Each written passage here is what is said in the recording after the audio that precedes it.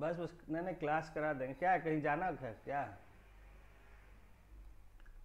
अच्छा ठीक है ठीक है ठीक है ठीक है, करा देते हैं। बस देख लेते हैं कोई ऐसा इम्पोर्टेंट है तो आपको। Blast toll hits 13। अच्छा चलिए, इसमें कुछ खास नहीं है इस बार में। S she says S I R is not the first. हाँ ये वाला है, देखने की ज़रूरत है इसको कि S she says S I, अरे यार क्या, S she says S I R is not the first, opposition says it's being done in much haste। उसके बाद S C quits Kohli Nithai case,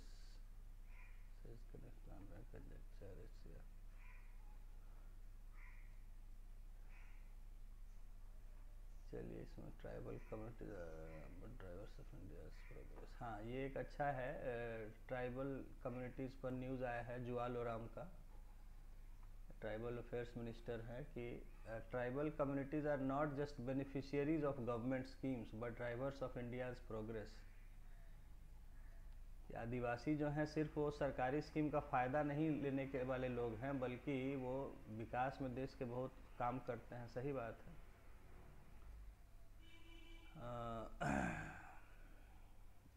उसके बाद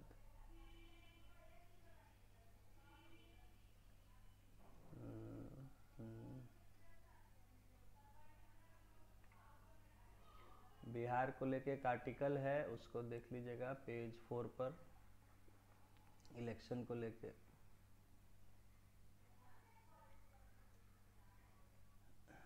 और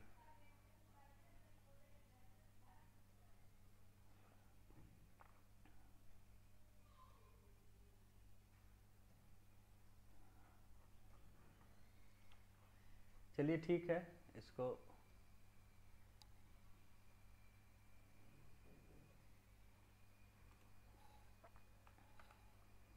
हम लोग अपने उस पे आते हैं मैटर पे।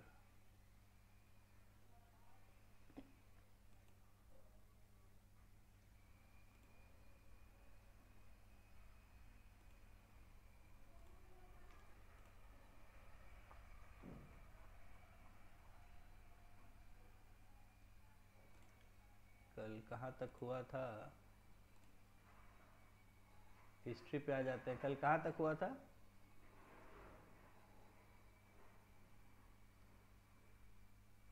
अच्छा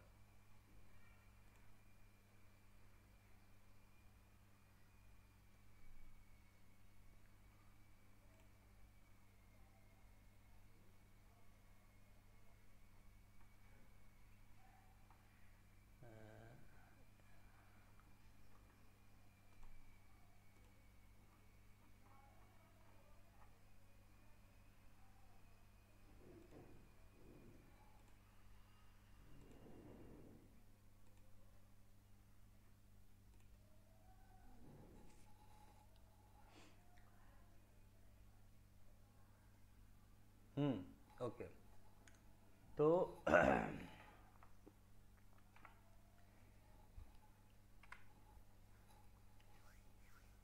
हाँ तो इस समय हमने देखा, हम पढ़ रहे थे कि मौर्यों के बाद जो है कृषि और व्यापार में काफ़ी प्रगति हुई थी, और बौद्ध धर्म के विचार काफ़ी फैल रहे थे, धर्म संस्कृति के विचार जो है विदेशों तक हमारा सब गया था।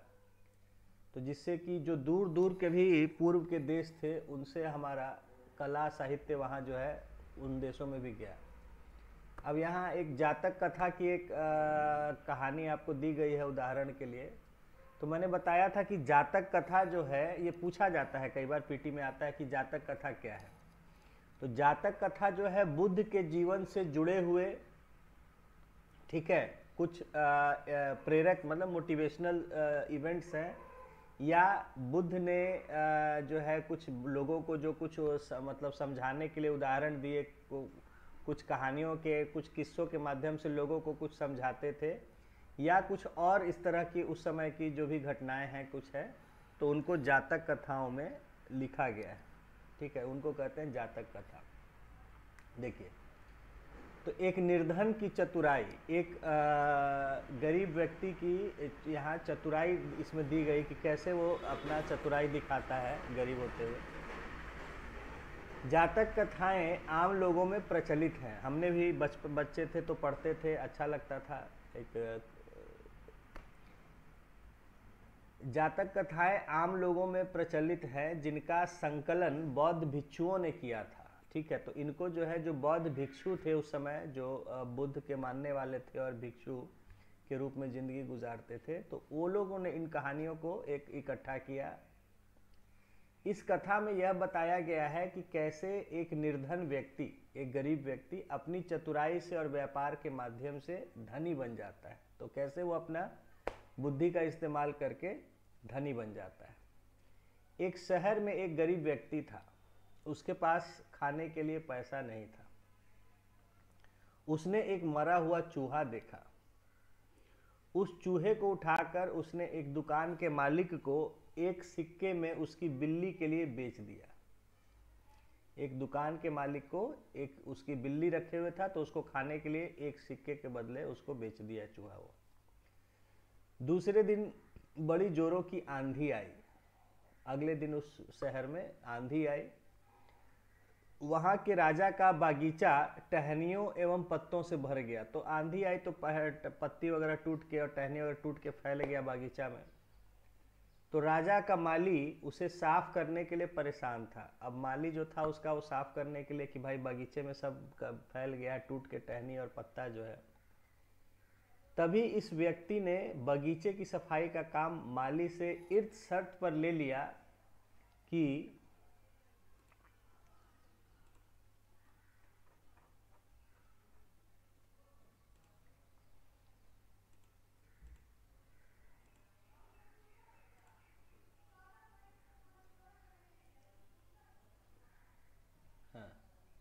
बदले में माली सारी टहनियाँ एवं पत्ते उसे दे देगा।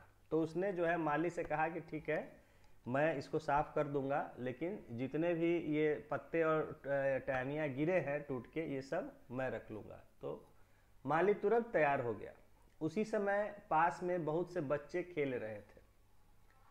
व्यक्ति ने उन्हें मिठाई का लालच देकर टहनियों एवं पत्तों को बाहर रखने को कहा। तो उस आदमी ने क्या किया, देखा कि बच्चे खेल रहे हैं बहुत सारे, तो उनको कहा कि काम करो, ये सब टहनी पत्ता सब जमा करके रख दो बाहर, मैं तुमको मिठाई खिलाऊंगा। देखते ही देखते बागीचा बिल्कुल साफ हो गया और टहनियाँ एवं पत्ते भी एक जगह जमा हो गए। तभी राजा का कुम्हार बर्तन पकाने के लिए ईंधन की तलाश में उधर से गुजर रहा था। तो राजा का कुम्हार था, वो उसको कुम्हार था तो बर्तन पकाते हैं आग लगा के वो लोग, तो वो उसके लिए कुछ जलावन खोज रहा था। उस चतुर व्यक्ति ने उन टहनियों एवं पत्तों को उसके हाथ बेच दिया, उसके पास कुछ पैसे इकट्ठे हो गए। तो उसने क्या किया, उसको खोज रहा था जलावन, उसको कहा लो ये पत्ते और टहनियाँ ले जाओ जलाओ, उसके बदले उससे पैसा ले लिया।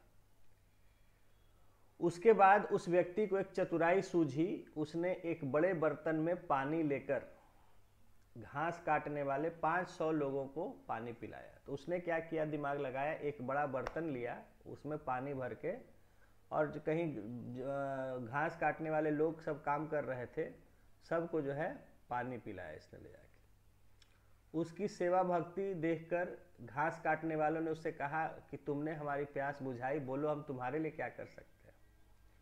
उस व्यक्ति ने जवाब दिया कि मैं आपको तब बताऊंगा जब मुझे आपकी जरूरत होगी मदद की जाए। उसने कहा जब जरूरत होगा मैं आपको बताऊंगा मदद का।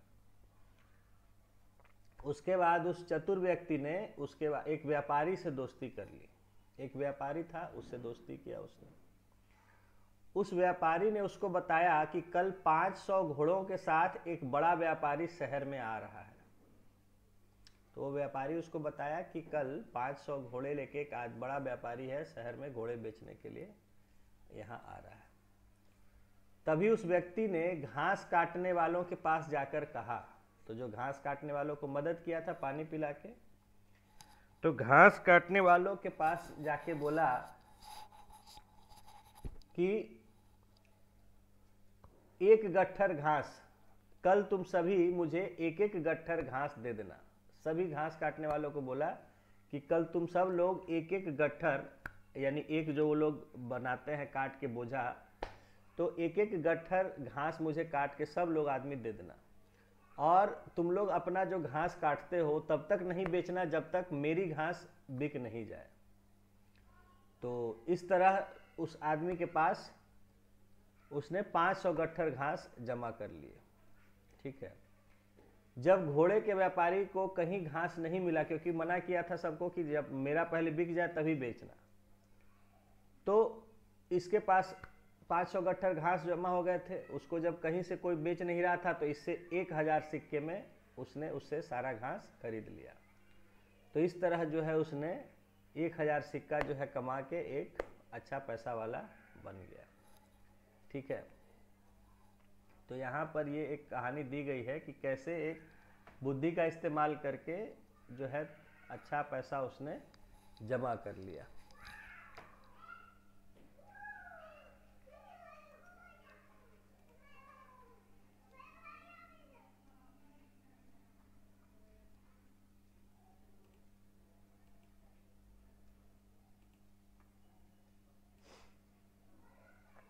तो ये लेसन हमारा खत्म हो गया। तो ये जातक कथा थी। जातक कथा में इस तरह कई सारा कुछ मोरल देने वाला, कुछ ज्ञान देने वाला, समझदारी वाला, इस तरह के जो है कहानियाँ कुछ होती हैं, जो कि उस समय बौद्ध भिक्षुओं ने उसको एक इकट्ठा करके बाद में एक किताब के रूप में उसको जमा किया था। अब नेक्स्ट हमारा लेसन है अध्याय 11, सुदूर प्रदेशों से संपर्क। यानी कि दूर के जो क्षेत्र थे, इलाके थे, प्रदेश थे, उनसे संपर्क कैसे हुआ हमारा, क्या हुआ उस समय प्राचीन भारत में, जिस समय की हम बातें पढ़ रहे हैं मौर्य वंश और उसके पहले की। तो यहाँ एक कॉन्टेक्स्ट दिया हुआ है ऊपर कि अजय अपने वर्ग में शांत मुद्रा में सोच रहा था, तभी शिक्षक का वर्ग में प्रवेश हुआ। एक अजय नाम का लड़का है जो अपने कक्षा में बैठा हुआ कुछ सोच रहा था, तभी शिक्षक जो है आए उस क्लास में। उसने शिक्षक से सवाल किया, सर आपने हमें बताया था कि सम्राट अशोक के बाद उसका साम्राज्य धीरे धीरे बिखर गया और नए राज्यों का उदय हुआ, जिनमें कुछ की स्थापना विदेशी आक्रमणकारियों ने की। ये विदेशी कौन थे और कहाँ से आए थे? तो शिक्षक ने जवाब दिया कि आइए हम उन विदेशियों की चर्चा करेंगे। तो बच्चों कहते हैं कि मौर्य साम्राज्य के पतन के बाद मगध क्षेत्र में शुंग वंश की स्थापना हुई। जब मौर्य वंश का पतन हो गया अशोक के बाद, तो नया वंश वहाँ जो है शुंग वंश जो है उसमें राजकाज अपना जमा किया, जिसका संस्थापक पुष्यमित्र शुंग था। तो ये पूछा जाता है हमेशा, याद रखिएगा, शुंग वंश का स्थापक पुष्यमित्र शुंग था, जो अंतिम मौर्य सम्राट बृहद्रथ का सेनापति था। ठीक है। अशोक के बाद एक आध दो राजा हुए थे जो, तो उसमें बृहद्रथ हुए थे जो, तो बृहद्रथ का वो सेनापति था पुष्यमित्र शुंग। उसका राज्य अधिक दिनों तक नहीं बना रह सका, क्योंकि भारत के सीमा के बाहर से विदेशी सेनाओं के आक्रमण इस काल में होने लगे। तो वो सेनापति था और धीरे धीरे उसने राज पर कब्जा कर लिया था, लेकिन वो ज़्यादा दिन तक राज नहीं कर सका, क्योंकि बाहर से विदेशी लोग जो है अपनी सेनाओं के साथ आक्रमण करने लग गए। और कुछ समय बाद इन्हीं विदेशी विजेताओं ने अपनी सत्ता सुदृढ़ कर ली। तो उसके बाद जो विदेशी बाहर से आक्रमण कर रहे थे वो आके यहाँ कब्जा कर लिया और वो राज करने लग गए। इन्होंने भारत में स्थायी रूप से रहना शुरू किया और धीरे धीरे यहाँ की संस्कृति में लीन हो गए। तो वो लोग यहीं रहना शुरू कर दिए और धीरे धीरे यहाँ के ही लोगों के साथ घुल मिल गए, यहीं रहने लग गए, यहीं के संस्कृति, कल्चर वगैरह सब यहाँ का अडॉप्ट कर लिया। इनमें कुछ प्रमुख वंश इस प्रकार थे। तो जो आए अटैकर्स आए यहाँ पर अटैक किया, उनमें कौन कौन से लोग थे फेमस, उसके बारे में जानेंगे। सबसे पहले जो थे बैक्ट्रिया के यूनानी शासक। तो बैक्ट्रिया जो है ग्रीस के पास पड़ता है इलाका। तो बैक्ट्रिया के यूनानी शासक, ग्रीक जो रूलर्स थे बैक्ट्रिया के, ये इम्पोर्टेंट है। देखिए, ये इतिहास में इंडो ग्रीक के नाम से विख्यात है। इनको इंडो ग्रीक कहा जाता है क्योंकि ये लोग यहाँ आके ग्रीक थे ऑलरेडी। ग्रीस जो आज हम ग्रीस कहते हैं उस एरिया से आए थे, तो ये ग्रीक थे, लेकिन चूंकि इंडिया में आके रह गए थे और बस गए थे, घुल मिल गए थे यहीं के, तो इसलिए इनको इंडो ग्रीक कहते हैं। ठीक है। सबसे प्रसिद्ध यूनानी, यवन भी उसको कहीं कहीं लिखते हैं, यूनानी शासक मिनेंडर था। मिनेंडर जो बौद्ध साहित्य में मिलिंद के नाम से जाना जाता है, तो मिनेंडर ऐसे उसको कहते थे, और उसको बौद्ध जो भी किताबें हैं उसमें मिलिंद नाम लिखा जाता है। ठीक है। जैसे कि अलेक्जेंडर था तो उसको यहाँ पर सिकंदर लोग कहते थे, तो नाम थोड़ा सा यहाँ बुलाने में, क्योंकि वो लोग का नाम बुलाने का तरीका अलग होता था, तो इसीलिए रोमन में अंग्रेजी के तरह बोलते थे। तो जैसे ये था अलेक्जेंडर था, उसको सिकंदर हम कहते हैं, इसी तरह मिनेंडर था, उसको मिलिंद कहते हैं। तो बौद्ध ग्रंथ मिलिंद पन्ह में मिनेंडर का बौद्ध भिक्षु नागसेन के साथ संवाद है। तो ये लाइन अक्सर पूछा गया है एग्जाम में। ठीक है ना। ये मिलिंद पन्ह जो है, या मिलिंद पन्हो लिखता है इसको, ये किताब है, बौद्ध किताब है, और इसके अक्सर पूछा गया है कि मिलिंद पन्हो में किस राजा का नागसेन के साथ मतलब कन्वर्सेशन उसमें दिया गया है, या मिलिंद राजा का किसके साथ कन्वर्सेशन है, दोनों में किसी का नाम पूछा जाता है।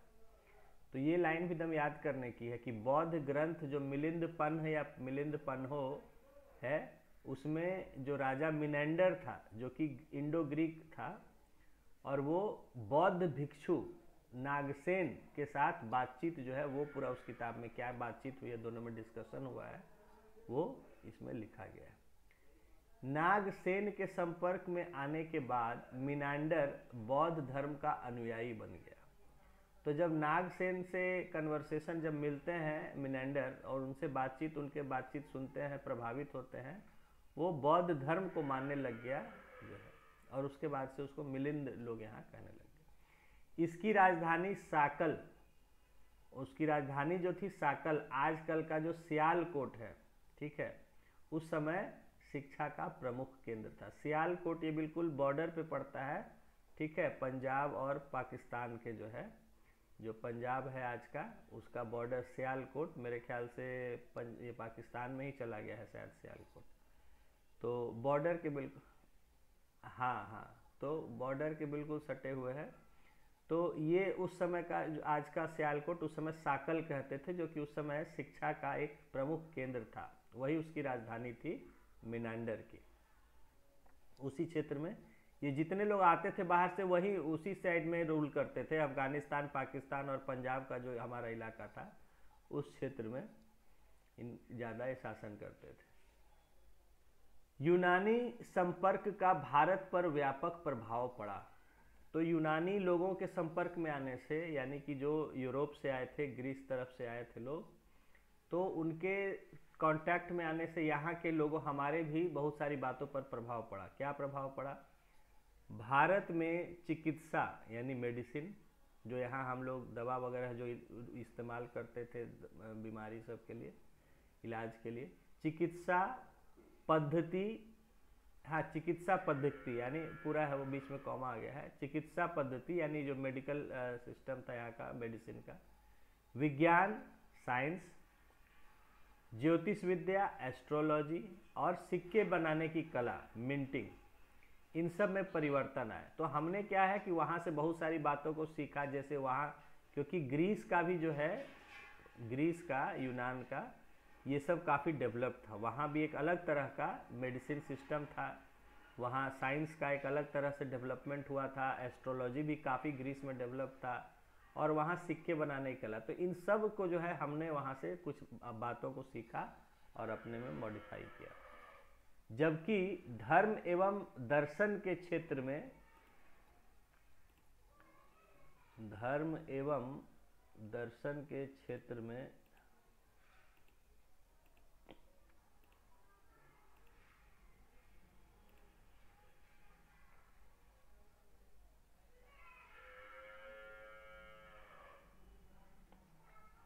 इन नए शासकों पर भारत का प्रभाव पड़ा।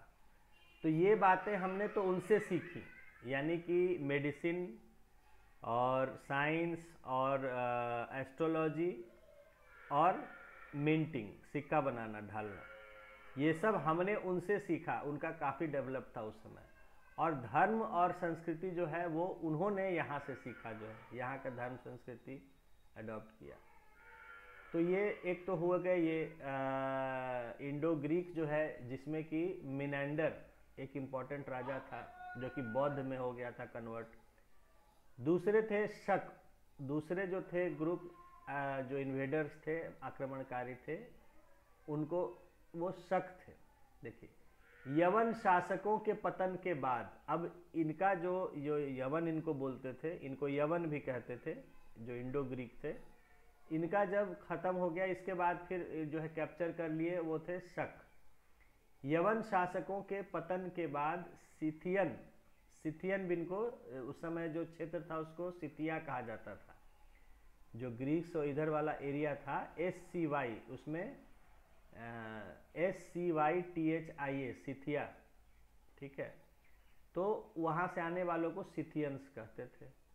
तो यवन शासकों के पतन के बाद सिथियन या शक शासकों ने अपनी सत्ता स्थापित की। अब यहाँ देखिए नीचे आप मैप देख सकते हैं, मैप में आप देख सकते हैं कि बैक्ट्रिया दिखाया गया है। ऊपर में डॉट से ऊपर में कोना में है कुषाण साम्राज्य का जो ये है मैप है नीचे, उसमें देख सकते हैं ऊपर में बिल्कुल लेफ्ट हैंड साइड टॉप में बैक्ट्रिया दिखाया गया है, जो कि ग्रीस के बाद का इलाका था, जो इधर सटा रहता था यूरोप का हिस्सा नीचे एशिया से, उसको बैक्ट्रिया कहते थे।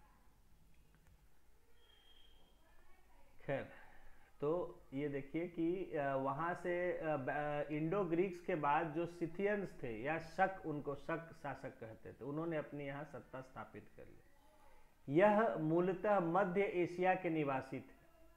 तो ये जो है सेंट्रल एशिया से आए थे, शक जो थे सेंट्रल एशिया से आए थे, मगर कुछ समय तक इन्होंने उत्तरी भारत के भागों पर शासन किया। तो ये कुछ समय वहाँ से यहाँ आए थे, तो नॉर्थ इंडिया के कुछ हिस्सों पर थोड़ा समय तक शासन इनका चला। ये क्षत्रप कहलाते थे। ये जो है, ये जो लीडर्स होते थे इनके, उनको क्षत्रप कहते थे। इंग्लिश में सैट्रैप लिखता है, SATRAP, सैट्रैप्स, और हिंदी में उनको क्षत्रप बोलते थे। ये कई शाखाओं में विभक्त थे, तो उनके भी कई आपस में वो वंश का, क्लैन का जो है कई सारे थे। इनमें एक महत्वपूर्ण शाखा उज्जैन के क्षत्रपों की थी। तो एक उनका इम्पोर्टेंट जो क्लैन था, उज्जैन में जो शासन करने वाले सैट्रप्स थे, क्षत्रप हिंदी में कहते हैं, ये थे शक के। जैसे शक जो थे वो एक ग्रुप ऑफ फैमिलीज को शक कहा जाता है, जो वहाँ से आए थे, यहाँ अटैक करके अलग अलग हिस्सों में कब्जा करके शासन करने लगे थे। उनमें एक इम्पॉर्टेंट जो क्लैन था, डायनेस्टी था, वो था यहाँ उज्जैन के, और उनको इन क्लैंस जो होते थे उनको सैट्रप वो कहते थे। जैसे वंश जो हम शब्द हिंदी में इस्तेमाल करते हैं, तो ये लोग जो है इस तरह से उसको क्षत्रप या सैट्रप उसके लिए इस्तेमाल करते थे, वंश के लिए। तो एक वंश जो था शकों का, जो कि उज्जैन में राज कर रहा था, वो एक इम्पॉर्टेंट था। रुद्रदामन महत्वपूर्ण एवं प्रसिद्ध राजा था। उस वंश का रुद्रदामन जो था एक प्रसिद्ध राजा हुआ। उसके जूनागढ़ अभिलेख से दक्षिण भारत के सातवाहन एवं कुषाणों के साथ उनके संघर्ष की जानकारी प्राप्त होती है। तो जूनागढ़ जो कि गुजरात में है, तो जूनागढ़ में एक उनका इंस्क्रिप्शन पाया गया रुद्रदामन का, वो इम्पोर्टेंट है, हमेशा पूछा जाता है। जूनागढ़ इंस्क्रिप्शन में ही ये लिखा हुआ मिला कि सुदर्शन झील बनवाया था रुद्रदामन ने, ठीक है, रुद्रदामन से जुड़ा हुआ, तो वो जूनागढ़ इंस्क्रिप्शन है। और उसी में ये यहाँ लिखा है कि जूनागढ़ अभिलेख से दक्षिण भारत के सातवाहन एवं कुषाणों के साथ उनके संघर्ष की जानकारी प्राप्त होती है। तो ये उज्जैन में राज कर रहे थे। ऊपर जो है कुषाण वंश का शासन चल रहा था, ये नॉर्थ वेस्ट इंडिया में, यानी आज के पंजाब और उससे ऊपर उधर पंजाब, पाकिस्तान, उधर जो है अफगानिस्तान, तो यहाँ पर कुषाणों का शासन चल रहा था, तो इनसे भी इनको लड़ना पड़ता था। जो शक थे रुद्रदामन उज्जैन में, और नीचे जो है साउथ में उस समय सातवाहन वंश का था, उससे भी जो है लड़ाई होते रहता था। तो इनके साथ ये लड़ाई होते रहते थे, इसकी जानकारी उस जूनागढ़ के इंस्क्रिप्शन से मिलती है। और जूनागढ़ सुदर्शन झील के, जूनागढ़ में ही सुदर्शन झील भी है, बनवाया गया था, के पुनर्निर्माण के संबंध में पिछले पार्ट में आप पढ़ चुके हैं। पहले ही हम पढ़ चुके हैं वो सुदर्शन झील के बारे में कि पहले उसको चंद्रगुप्त मौर्य ने बनवाया था, फिर इसने ये किया, बाद में वो डैमेज हो गया था, अलग बात है। रुद्रदामन ने भी उसको फिर से बनवाया था। तो ये हो गया शक के बारे में, ठीक है ना। शक में जो है आप जान गए कि शक जो है इनमें क्षत्रप कहते थे अलग अलग वंशों को, जो नॉर्थ इंडिया के कई हिस्सों पर कुछ समय तक शासन किए। इसमें एक महत्वपूर्ण जो था वो उज्जैन के क्षत्रप थे, जिनका एक राजा था रुद्रदामन, और वो जो है रुद्रदामन ने ही सुदर्शन झील भी बनवाई थी दोबारा, और उसका जूनागढ़ अभिलेख है, ठीक है, याद रखना है।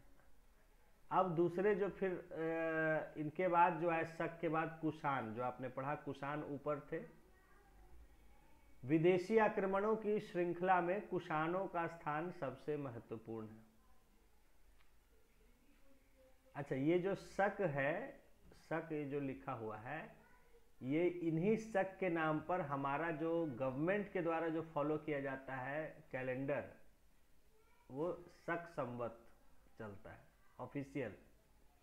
भारत में 2 ऑफिशियल कैलेंडर चलते हैं, एक है शक कैलेंडर और एक है क्रिश्चियन कैलेंडर, जो हम पढ़ते हैं उसको ग्रेगोरियन कैलेंडर भी कहते हैं। जो किंग ग्रेगरी था उनके हिसाब से क्रिश्चियन एरा जो चलता है। तो जो जनरल हम लोग कहते हैं कि 2005-6 ये जो बोलते हैं, आज 2025 जैसे है, तो ये है क्रिश्चियन ग्रेगोरियन कैलेंडर। और एक ऑफिशियल आप देखिए किताबों में लिखा रहता है, वो है शक, ठीक है ना। कहीं भी आप ऑफिशियल देखिएगा तो उसमें, जैसे अभी मैं किताब खोल रहा हूँ तो इसमें देखते हैं तो बिहार की किताबों में लिखा रहता है कि नहीं, एनसीईआरटी में लिखा रहता है, इसमें नहीं है एनसीईआरटी में। खैर एक मिनट,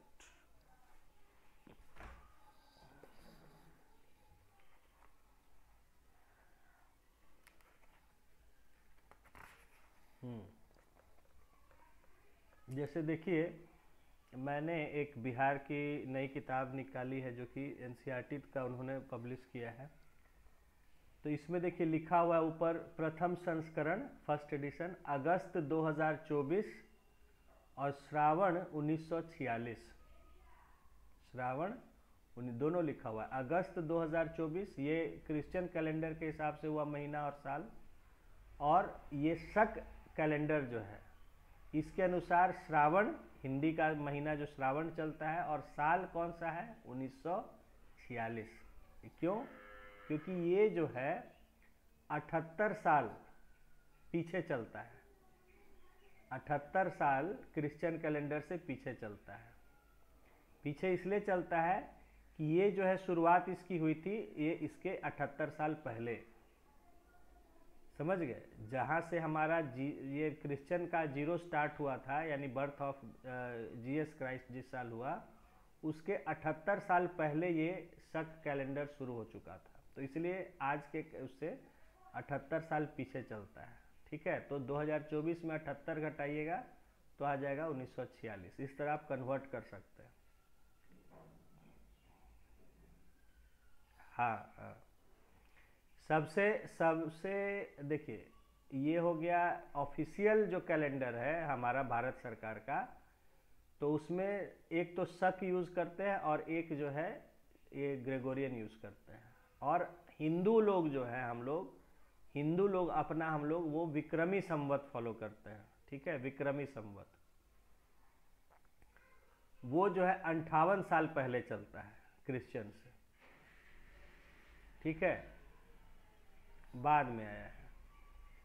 तो हिंदू का जो धार्मिक कैलेंडर है वो विक्रम संवत बोलते हैं उसको, वो जो है 58 साल पहले है, और शक संवत जो है वो 78 साल पहले, 20 साल का फर्क है, ठीक है ना, शक और विक्रम में।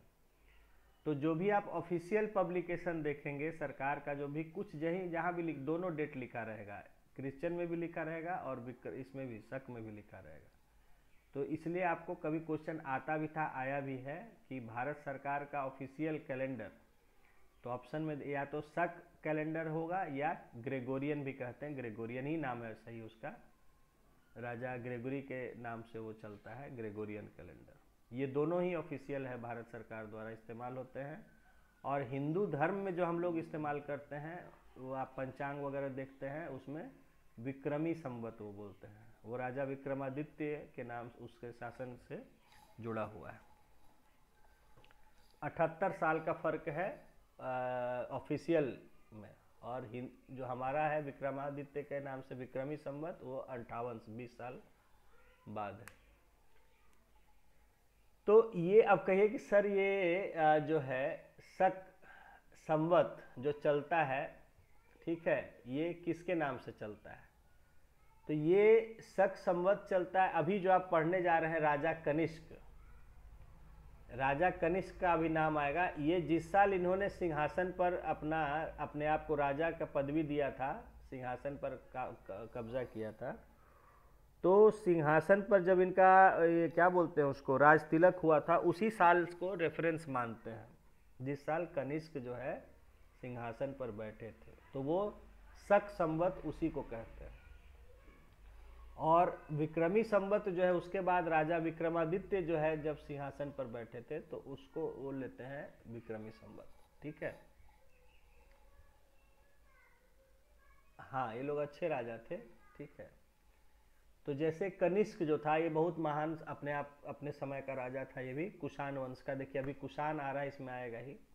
और ये मैप में आपको देखिए लिखा हुआ है कनिष्क का राज्य, जो ऊपर से नीचे एक टेढ़ा में लिखा हुआ डॉट से मार्क किया हुआ है, ये पूरा डार्क में जो एरिया है ये कनिष्क का राज्य है, इतना एरिया में फैला हुआ था उसका। यहाँ इंडिया में सेंट्रल इंडिया तक आ गया था, ऊपर पूरा नॉर्थ वेस्ट से लेके बैक्ट्रिया से लेते हुए यहाँ तक, और सेंट्रल इंडिया तक, बस मगध इधर जो था वो अलग था मगध, और फिर इधर पूरा कनिष्क का।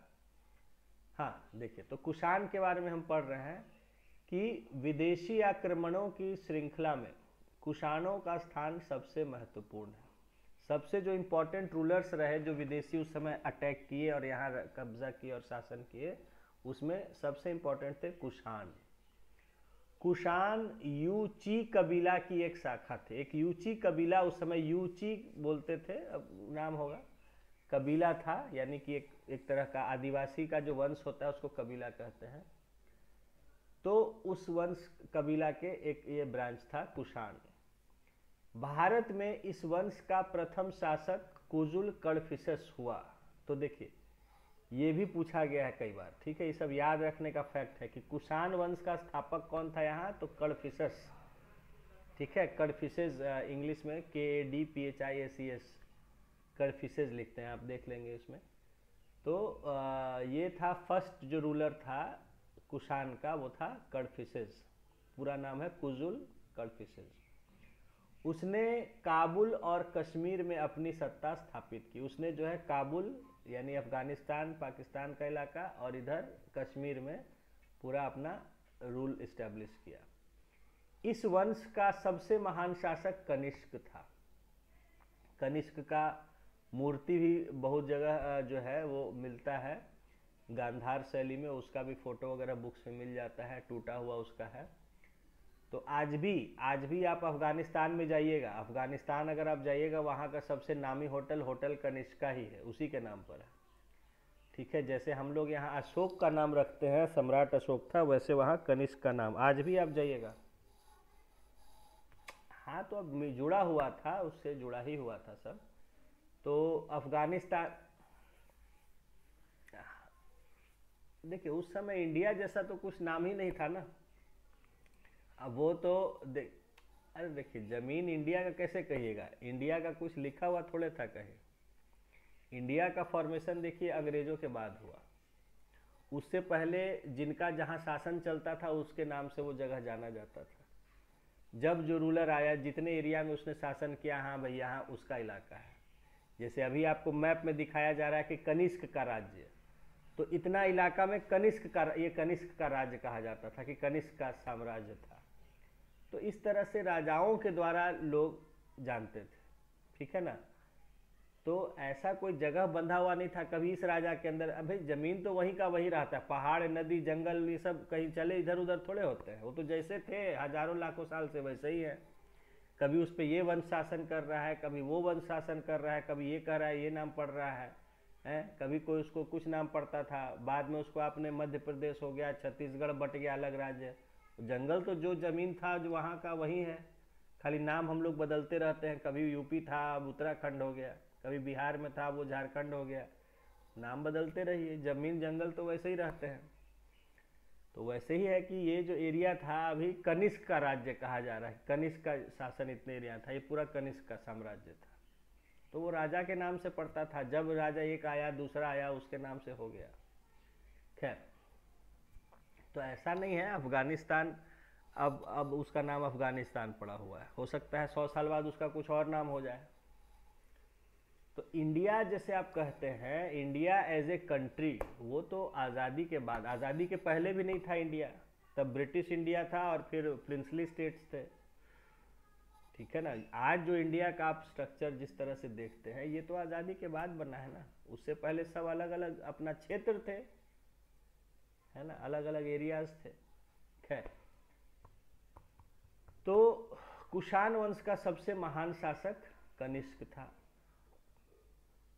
उस समय के कुषाण साम्राज्य के अंतर्गत, उस समय जो इन लोग का साम्राज्य था, एरिया था जहां इनका शासन चलता था, तो उसमें आता था अफगानिस्तान, सिंध, बैक्ट्रिया और पार्थिया आदि के प्रदेश सम्मिलित थे। पार्थिया भी उस समय एक एरिया बैक्ट्रिया के बगल में, इस मैप में आप देखेंगे, देखिए कुषाण साम्राज्य को डॉट से डार्क करके दिखाया हुआ है, ऊपर बैक्ट्रिया है, फिर इधर आ रहे हैं गांधार, गांधार का मतलब आ गया अफगानिस्तान, अफगानिस्तान के बाद इधर आ गया गांधार है और पुरुषपुर है ना, पुरुषपुर, ये सब अफगानिस्तान में थे, पुरुषपुर भी साइड था, आप देखेंगे। उसके बाद जो है फिर आ गया कश्मीर, कश्मीर में देखिए एक है जगह कनिष्कपुर, नीचे लिखा हुआ है कनिष्कपुर, छोटा में दिखेगा नहीं शायद, आपको बड़ा जूम करिएगा सॉफ्ट कॉपी तब दिखेगा या इसमें। और फिर इधर 5 नदियां हैं जो सिंधु नदी और उसकी सहायक सतलज, झेलम, ये सब है। यहाँ से बढ़ते हुए इधर, अच्छा इधर जो है सिंध का क्षेत्र भी आता था, नीचे देखिए गुजरात के ऊपर सिंध क्षेत्र है, वहाँ से उसका ये है डॉटेड बाउंड्री जा रहा है सब, यानी कुछ हिस्सा सिंध का उधर था कुछ इधर था, और ये नीचे चला गया। अब यहाँ देखिए नीचे जो है आ रहे हैं जहाँ महाराष्ट्र है आज का, वहाँ देखिए लिखा हुआ है शक राज्य, तो इधर शकों का शासन इधर चलता था, जहाँ की रुद्रदामन वगैरह आपने पढ़ा अभी गुजरात और महाराष्ट्र में। उससे ऊपर जो है ये थे कुषाणों का शासक था। और इधर जो है फिर आप देखिए कि बढ़ेगा अगर ईस्ट की तरफ, फिर गंगा यमुना नदी सब सिस्टम शुरू हो गया, वहाँ पर जो है गंगा नदी के पहले तक जो है इन लोग का शासन था, और गंगा नदी के पार इधर फिर हो गया मगध राज्य, ठीक है। तो देख सकते हैं डॉटेड में दिखाया जा रहा है। तो ये कनिष्क के समय इतना फैला हुआ था, और इसी में आप बिल्कुल वेस्ट की तरफ चले जाइए तो देखिए ऊपर से नीचे लिखा हुआ है पार्थियन साम्राज्य, बैक्ट्रिया के नीचे इधर लेफ्ट साइड में वर्टिकली लिखा हुआ है पार्थियन साम्राज्य, यानी उधर अब फिर छुप गया है, मैप में उतना नहीं दिखाया है। उधर जो वाइट एरिया है वो है पार्थियन का, तो उनका कुछ हिस्सा जो है इधर ये भी कैप्चर किए हुए था कुषाण लोग भी जो है। तो यहाँ पर देखिए कह रहा है कनिष्क के समय सबसे ज़्यादा फैला हुआ था कुषाण का, काफ़ी बड़ा एरिया था। देखिए ये इसमें अफगानिस्तान भी आता था, सिंध का भी हिस्सा आता था, बैक्ट्रिया का आता था, पार्थिया, ये सब के एरिया आते थे। तो यहाँ मैप में आपको कनिष्क के समय भारत का मानचित्र दिया हुआ है, जिसका जिसका नीचे साउथ इंडिया में देख सकते हैं चेर का शासन दिखाया है, पांडे का एरिया दिखाया है, चोल है, ऊपर में कलिंग है, बीच में आंध्र हो गया, ये सब दिखा रहा है। ऊपर फिर उधर हो गया मगध राज्य हो गया।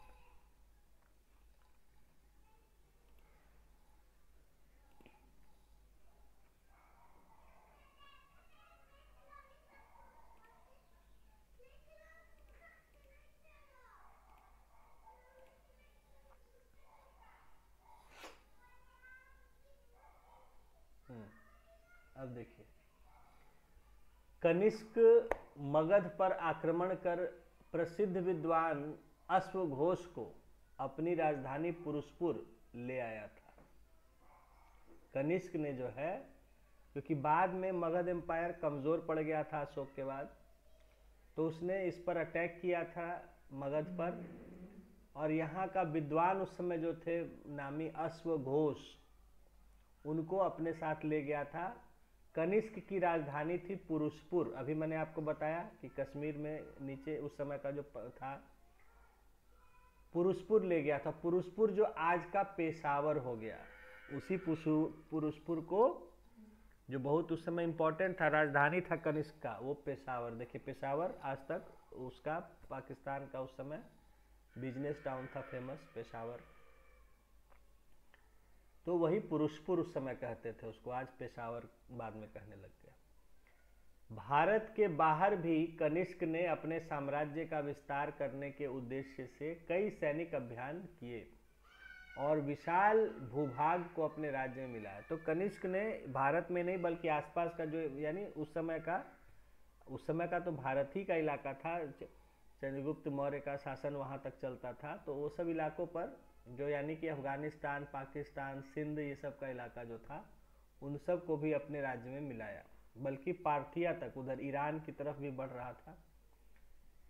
इसने चीन के साथ भी युद्ध किया, जहां एक बार पराजित होने के बाद दूसरी बार वह विजयी हुआ। फिर चीन के भी टेरिटरीज पर अटैक किया, एक बार तो शुरू में हारा, फिर दूसरी बार वहां अटैक किया, जीता था।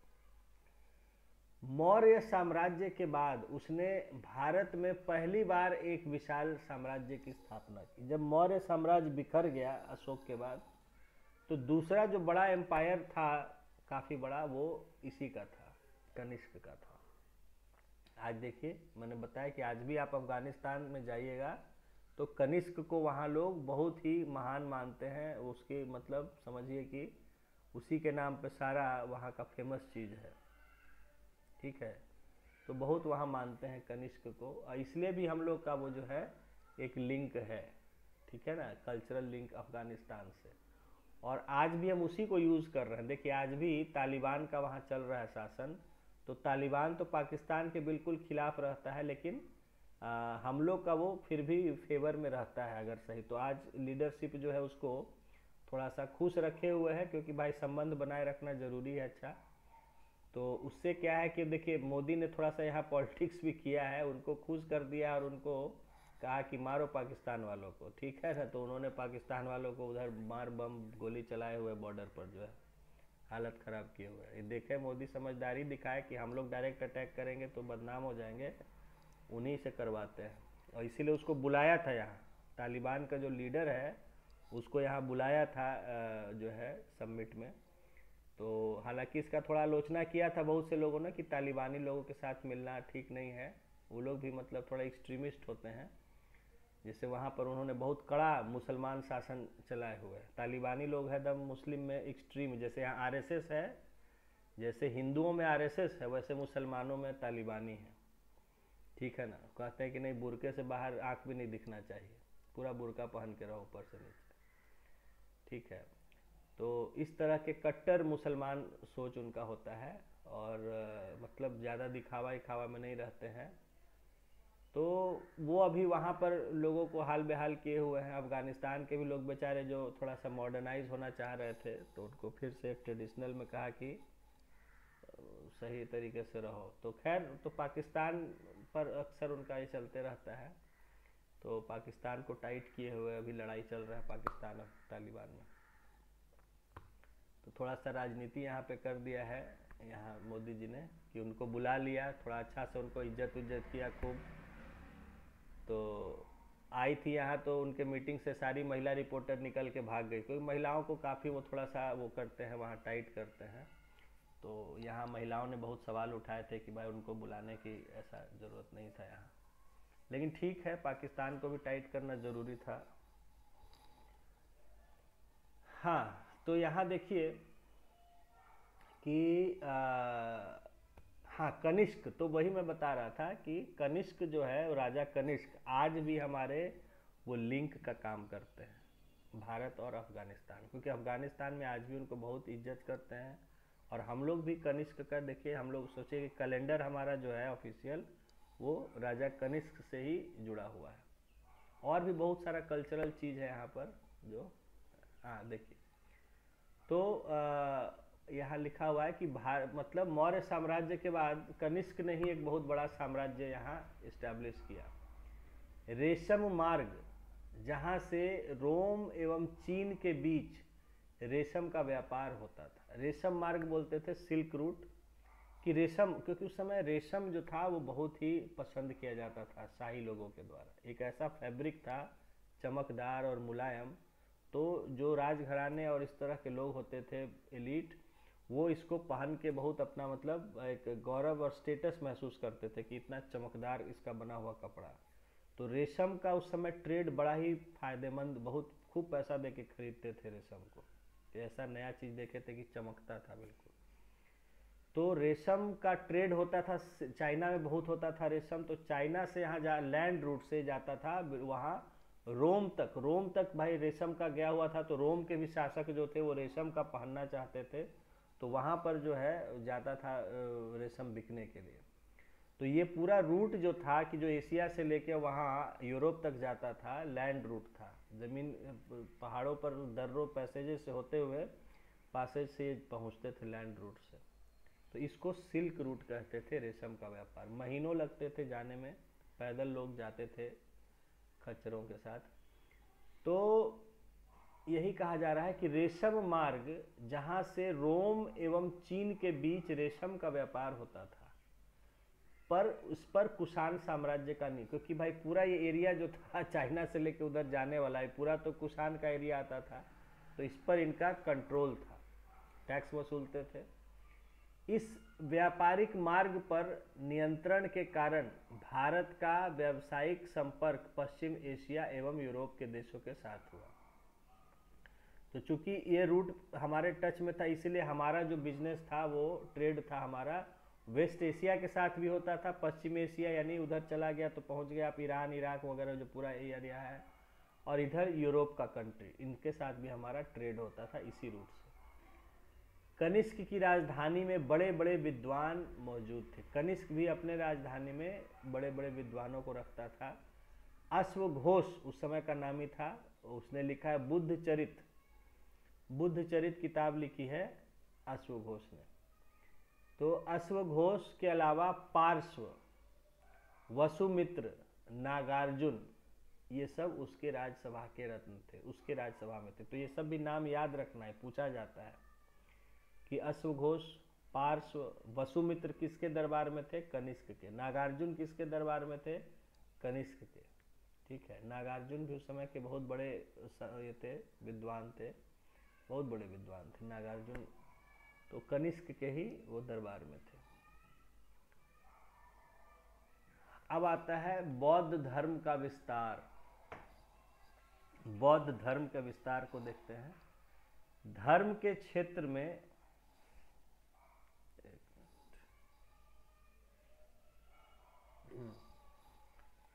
धर्म के क्षेत्र में मौर्योत्तर काल की मुख्य विशेषता थी ब्राह्मण या वैदिक धर्म की पुनर्स्थापना तथा बौद्ध धर्म की महायान शाखा का उदय और विकास।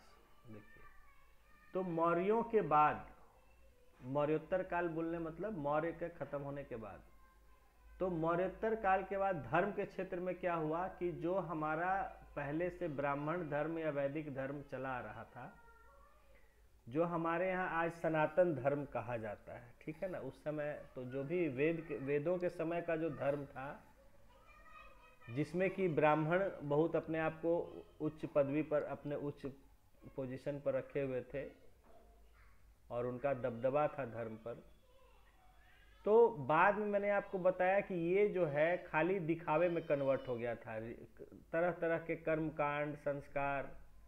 क्योंकि देखिए कर्म कांड पूजा पाठ संस्कार होता था तो उसमें ब्राह्मणों की जरूरत होती थी, ब्राह्मण ही कराते थे, तो उससे ब्राह्मणों का जो है वो एक तरह का इम्पोर्टेंस बना रहता था समाज में। ब्राह्मणों की क्या जरूरत थी पूजा पाठ कराने के लिए? आज भी हम ब्राह्मण को कब याद करते हैं? जब कोई फंक्शन करना संस्कार करना रहता है, पूजा पाठ या कई तरह का इस तरह का कोई धार्मिक रीति रिवाज करना रहता है, नहीं तो बाकी समय कौन पूछता है ब्राह्मणों को? तो उस समय भी तो इसीलिए ब्राह्मणों ने क्या है कि अपना इम्पोर्टेंस बढ़ाए रखने के लिए, बनाए रखने के लिए तरह तरह का जो है वो कर्मकांड और संस्कार और पूजा ये सब बता दिए थे लोगों को, ये करना चाहिए, ये करना चाहिए। अब ये बताएंगे, ये पूजा करिएगा, ये व्रत कीजिए, ये करिए, यज्ञ कीजिए, अनुष्ठान कीजिए। कौन कराएगा? ब्राह्मण कराएगा। तो जब तक वो आप यज्ञ कराइएगा उसका चलती रहेगा। तो ब्राह्मणों ने कहीं ना कहीं धीरे धीरे धर्म को अपने फायदे के लिए, ठीक है सभी ने नहीं लेकिन बहुतों ने अपने फायदे के लिए खाली क्या किया कि जो असल में धर्म होता है, जो कि एक विचार होता है, सोच होती है, धर्म जो है वो सोच होती है कि हाँ हिंसा नहीं करो। धर्म का धर्म क्या है कि परोपकाराय परम धर्म, परोपकार परम धर्म है, कि दूसरे पर कोई अगर मुसीबत में है, कोई संकट में है, कोई कष्ट में है, उसकी हम मदद करें। ये अपने आप में एक बहुत बड़ा धर्म का विचार है। तो ऐसे विचारों को ही धर्म कहते हैं।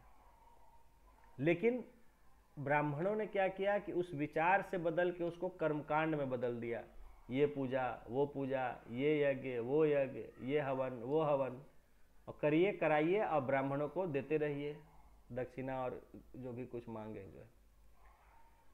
तो इसे उन्होंने थोड़ा सा हिंदू धर्म के विचार को बदल दिया था और एक तरह से गलत प्रवृत्तियां आ गई थी धर्म में।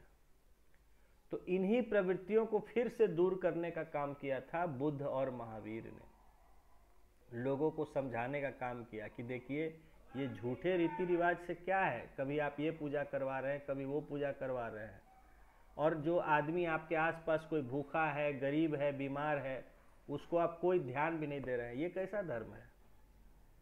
किसको आप पूजा कर रहे हैं?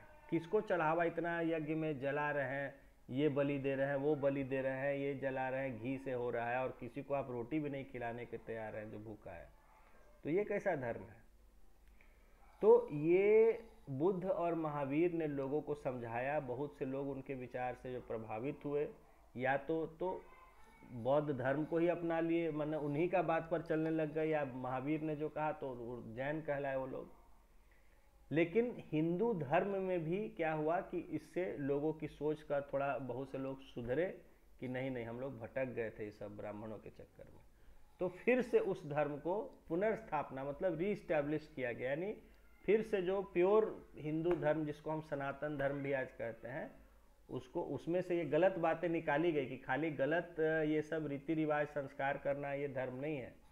धर्म का मतलब है कि एक समाज हो जहाँ सभी जीव आपस में अच्छे से रहें, मिलजुल के रहें, सभी अपने अपने जीवन में अपना सुखी से रहें। उसको ही करना, ऐसे करने के लिए जो भी कुछ किया जाए वही धर्म है। न कि साल भर का एक कैलेंडर बना के कि इस महीने में ये पूजा करना है, इस महीने में ये व्रत उपवास करना है, इस महीने में ये करना है, यही धर्म होके रह गया है खाली। वो भी जरूरी था, ये पूजा पाठ धर्म भी जरूरी है, मैं ये नहीं कहता हूँ। पूजा पाठ संस्कार कर्मकांड भी जरूरी है, क्योंकि ये भी हमारे जीवन को, हमारे विचारों को, हमारे इतिहास को जीवित रखने में मदद कर। जब हम पूजा करते हैं, सत्यनारायण को कथा कहते हैं, तो वो सत्यनारायण हम पढ़ते हैं, सुनते हैं कथा कि हाँ उस समय क्या हुआ था, क्या किया था, तो उससे कुछ हमारा अगर मोटिवेशन हम कुछ सीखते हैं कि हाँ उस समय, क्योंकि इसमें कथा कही जाती है, कथा में कुछ बताया जाता है कि पहले ऐसा ऐसा हुआ था, तो उससे हमें कुछ अच्छी बातें सीखनी चाहिए। कोई भी पूजा पाठ होता है, कथा होती है उसमें, या कुछ मंत्र उच्चारण होते हैं, तो हम उनको याद करते हैं। जो लोग हमारे से पहले इस धरती पे अच्छे, उस देवता के नाम पर याद करिए, या जैसे आप अग्नि को मान के याद कीजिए, जो भी कुछ मंत्र होता है उनमें, तो वो एक हमारा संस्कृति को भी होता है कि संस्कृति को भी एक बनाए रखता है। लोगों में अच्छे संस्कार, अच्छे विचार, अपने ट्रेडिशन को याद रखना कि हाँ कैसे हम लोग जीते आए हैं, रीति रिवाज, वो भी ठीक है, ज़रूरी है। लेकिन साथ ही साथ जो उसका विचार है कि धर्म है किसके लिए, धर्म है जीवों के लिए, जो यहाँ जीव है, प्रकृति है, सबके लिए धर्म है। जैसे कभी कभी पेड़ पौधों का भी पूजा होता है, किस लिए?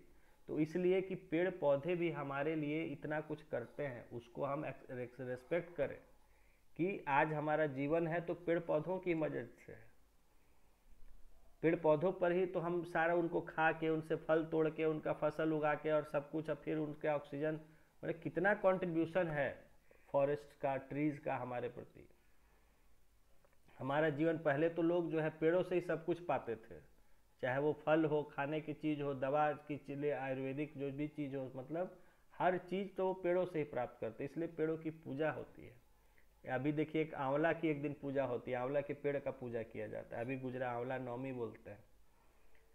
या एक वट सावित्री होता है, वट बरगद के पेड़ का पूजा किया जाता है, या कई तरह का है। या उसी तरह कहिए कि अलग अलग तरह के बहुत सारे बताए गए हैं, वो भी जरूरी है ताकि हम अपने संस्कार को, इतिहास को, प्रकृति को समझें।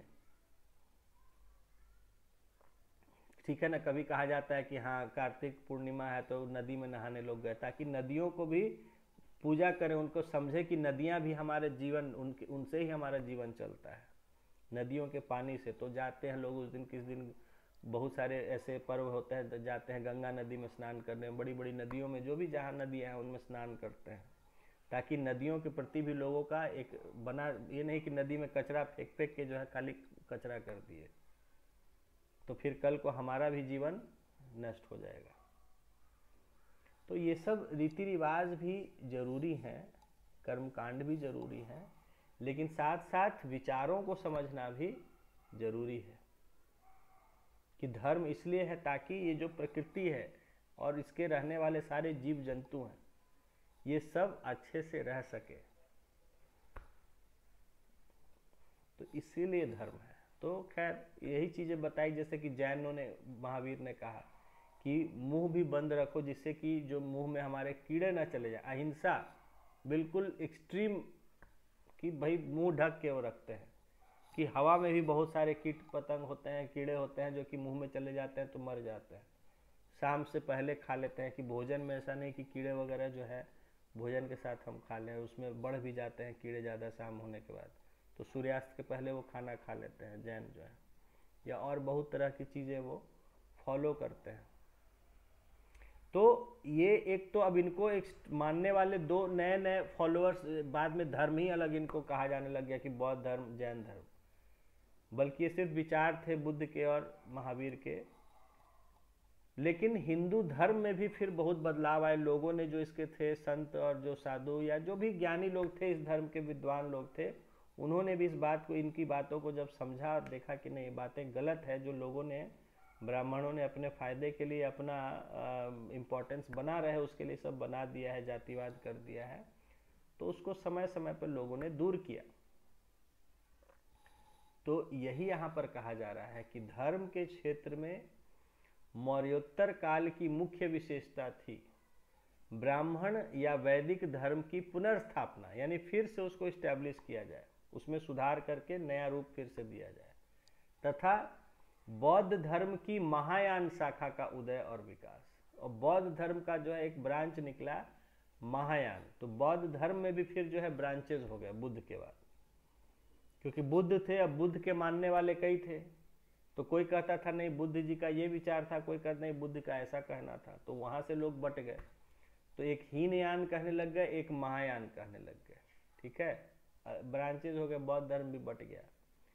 बुद्ध कितना समझाए कि बटो नहीं एक तरह से, लेकिन बटना तो लोग को बिना बटे मन ही नहीं लगता है। तो महायान और हीनयान में बौद्ध बट गए, और जैन आगे चल के बट गए दिगंबर श्वेतांबर, श्वेतांबर जैन और दिगंबर जैन, एक जो सफेद कपड़ा पहनते हैं, एक जो कुछ भी नहीं पहनते हैं। तो जैनों में भी आगे चल के बंटवारा हो गया। तो खैर ये अब जो है मौर्य के बाद बौद्ध का जो महायान शाखा था उसका उदय, वो शुरू हुआ और उसका विकास हुआ। पुष्यमित्र शुंग ने ब्राह्मण धर्म को बढ़ावा दिया। पुष्यमित्र शुंग जो हुआ वो फिर से उसने ब्राह्मण धर्म को, यानी जो हिंदू धर्म था उस समय वैदिक धर्म था, उसको बढ़ावा दिया, जिससे यज्ञ और बलि की प्रथा का विकास हुआ। तो इन्होंने ब्राह्मणों को बढ़ावा दिया, यही सब जो है इस समय। तो ब्राह्मण जो है अब बलि का प्रथा बन गया कि अब जो पूजा होगा उसमें बलि दिया जाएगा, या यज्ञ होगा तो यज्ञ किया जाएगा। तो ये पुष्यमित्र शुंग ने इसको बढ़ावा दिया, इस सब को, यज्ञ और बलि की प्रथा को। तो इससे ब्राह्मण धर्म यानी ब्राह्मणों का वर्चस्व बढ़ता गया।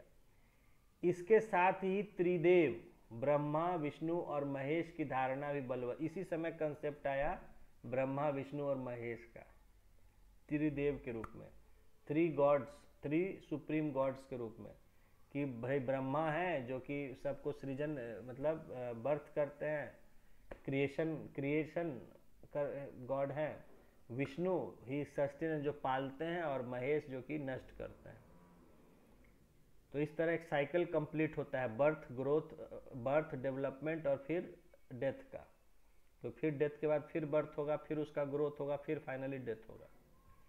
तो त्रिदेव का इसी से कंसेप्ट आया, इसी समय जो है पॉपुलर हुआ, ब्रह्मा विष्णु और महेश इसी समय पॉपुलर हुए एज गॉड्स। कई विदेशियों ने भी इस धर्म को अपना लिया, बहुत से विदेशियों ने भी इस धर्म को अपनाया। फिर भी भारत में आने वाले इस समय के लगभग सभी विदेशी शासकों ने बौद्ध धर्म को ही प्रश्रय दिया। लेकिन जो भी बाहर से आने वाले शासक थे वो इस समय वो बौद्ध धर्म को ही ज़्यादा फॉलो कर रहे थे या अडॉप्ट कर रहे थे। हिंदू यूनानी शासकों, जो इंडो ग्रीक थे, यवन शासकों ने अपने सिक्कों पर बौद्ध चिन्ह अंकित किए। तो उन्होंने उनका जो सिक्का होता था उस पर बौद्धों का कोई भी इस तरह का चिन्ह या उनका फिगर वगैरह उसको बनाते थे। और कुषाणों ने बौद्ध विहारों को बहुत अधिक दान दिए, और दूसरी तरफ जो कुषाण थे उन्होंने जो बौद्ध के लिए रहने का जगह होता था, विहार कहते थे, उनको खूब पैसा वगैरह सपोर्ट किया, बनवाया। कनिष्क बौद्ध धर्म का अनुयायी हो गया था, और कनिष्क जो था वो उसने बौद्ध धर्म को ही अडॉप्ट कर लिया था। अतः उसने इस धर्म को राजकीय संरक्षण प्रदान किया। तो उसने बौद्ध धर्म को गवर्नमेंट की तरफ से उन्होंने उसको इनकरेजमेंट किया कि भाई अब ऑफिशियल जो गवर्नमेंट जो सपोर्ट करेगी वो बौद्ध धर्म को सपोर्ट करेगी। आर्य सुदूर क्षेत्रों में भी बौद्ध धर्म के प्रचार के लिए प्रचारक भेजे, और जो दूर दूर का इलाका था, यूरोप का हिस्सा, वेस्ट एशिया और इधर east Asia, south east Asia, इधर भी दूर दूर तक जो है बौद्ध धर्म के प्रचार के लिए प्रचारकों को भेजा गया। देश के भीतर बौद्ध धर्म को धनी व्यापारियों द्वारा भी प्रश्रय मिला। जो यहाँ धनी व्यापारी थे तो उन्होंने भी देश के अंदर बौद्ध धर्म को काफ़ी उसमें अडॉप्ट किया या उसको प्रमोट किया, प्रचार प्रसार किया। इस काल के अनेक बौद्ध विहार व्यापारियों के अनुदान से बनाए गए। तो बहुत सारे उस समय जो बौद्ध विहार थे, यानी उनके रहने ठहरने का जो जगह था, वो व्यापारियों के पैसों से, उनकी मदद से बनाया गया। देश के अधिकांश विहार व्यापारिक मार्गों या पश्चिमी भारत के पर्वतीय क्षेत्रों में स्थित था। तो देश में उस समय जितना भी विहार यानी बौद्धों के लिए जो रहने सहने की, ठहरने की व्यवस्था बनी रहती थी, मैंने समझ लीजिए कि बौद्ध लोगों के होटल, गेस्ट हाउस, लॉज, इस तरह से मैं आपको सिंपल वे में समझा रहा हूँ कि ऐसे विहार कहा जाता था। तो वो जो थे या तो ट्रेड रूट्स पर थे, है ना, क्योंकि व्यापारियों ने जगह जगह ट्रेड रूट्स पर बनवाए थे, या पश्चिमी भारत के पर्वतीय क्षेत्रों में स्थित था, या जो वेस्टर्न इंडिया है हमारा उसके पर्वतीय क्षेत्र, हिली एरियाज में बौद्ध धर्म के विहार बने हुए थे। वहाँ ये लोग पहाड़ों की गुफाओं के बीच में इस तरह रहते थे।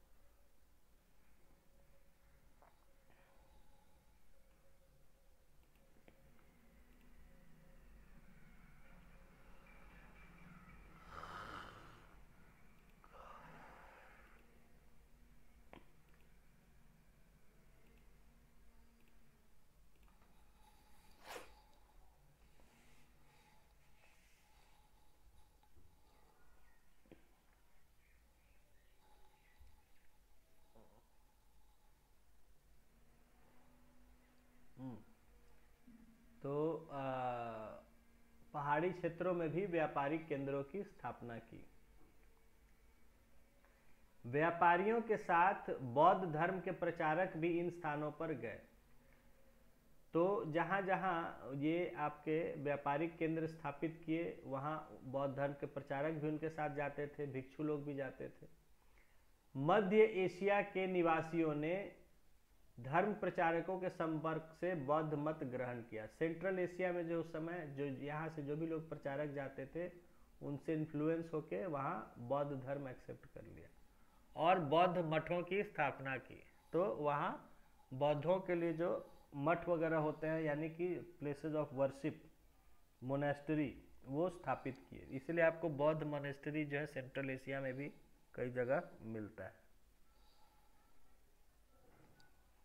इन मठों में बौद्ध धर्म ग्रंथों का अध्ययन आरंभ हुआ। तो ये जो मठ इस्टेब्लिश किए गए थे इसमें जो बौद्ध धर्म के जो ग्रंथ उस समय बने थे उसको स्टडी किया जाता था। विदेशी संपर्क ने नए विचारों के विकास में भी सहायता की और दूर दूर के लोग जो है उनसे इंटरेक्शन हुआ तो उनसे विचार जो है हमने भी कुछ सीखा, कुछ उन्होंने लिया, इस तरह ट्रांसफर हुआ विचारों का। तो देखिए सेंट्रल एशिया में भी दूर दूर तक उस समय बौद्ध धर्म का बहुत प्रचार हुआ था, लोग बहुत उससे इन्फ्लुएंस हुए थे महात्मा बुद्ध के विचारों से। महात्मा बुद्ध की मृत्यु के तुरंत बाद ही उनकी शिक्षाओं के संबंध में वाद विवाद प्रारंभ हो गया। अब जैसे इनकी मृत्यु हुई तो बस अब बौद्ध धर्म आगे कैसे चलेगा इसको लेके खूब डिस्प्यूट शुरू हो गया लोगों में, उनके जो शिष्य थे उनमें। फलस्वरूप बौद्ध धर्म दो शाखाओं में बट गया। तो अब इससे क्या हुआ कि दो ब्रांचेज में बट गया।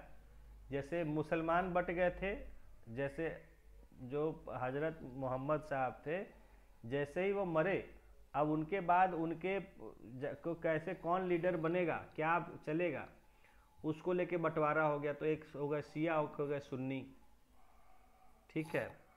और वैसे ही यहाँ देखिए कि बौद्ध में भी जो है जैसे ही गौतम बुद्ध मरे तो उसके बाद जो है वो बौद्ध धर्म का बंटवारा हो गया दो हिस्सों में। एक हो गए हीनयान और एक को कहने लग गए महायान, ठीक है। तो हीनयान शाखा के अनुयायी महात्मा बुद्ध की मूल शिक्षा में विश्वास करते थे। जो उनका बेसिक जो टीचिंग्स था बुद्ध का, उसको मानने वाले जो है वो हीनयान अपने आप को कहने लग गए। और महायान मत के मानने वाले लोगों ने बोधिसत्व का आदर्श प्रस्तुत किया। उस समय बोधिसत्व जो है, जो और विद्वान लोग होते थे जो दूसरे बुद्ध के अलावा, उनके जो विचार थे तो उनको बोधिसत्व कहा जाता था। बोधिसत्व कौन होते थे? कुछ और जो है विद्वान लोग जो बौद्ध धर्म में माने जाते उनको बोधिसत्व कहा जाता है।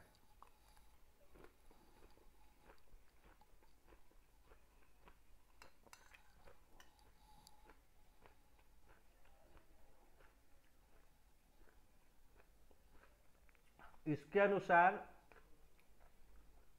जो है बोधिसत्व के अनुसार बुद्ध को एक धार्मिक उपदेशक के रूप में न देखकर भगवान के रूप में देखा जाने लग गया। देखिए हीनयान जो थे वो सिंपल आइडियाज में बिलीव करते थे।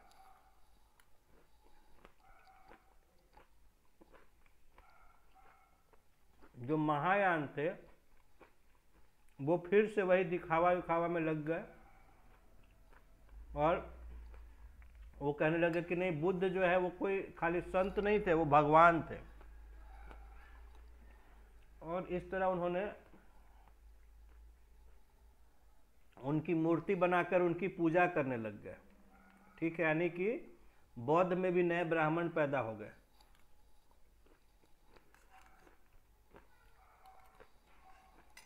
उनकी पूजा पाठ करवाने लग गया।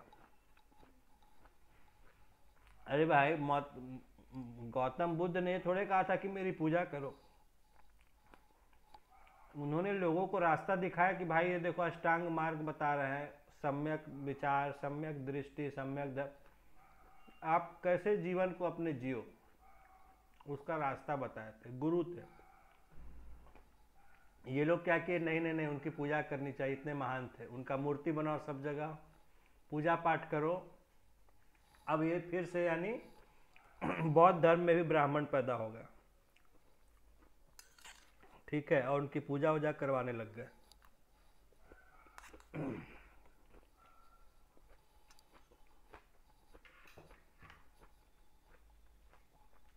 तो बाद में उनकी मूर्तियां बनाकर उनकी पूजा की जाने लग गई।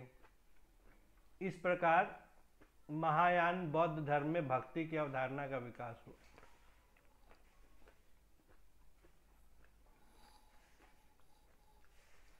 तो नीचे जो आप फोटो देख रहे हैं,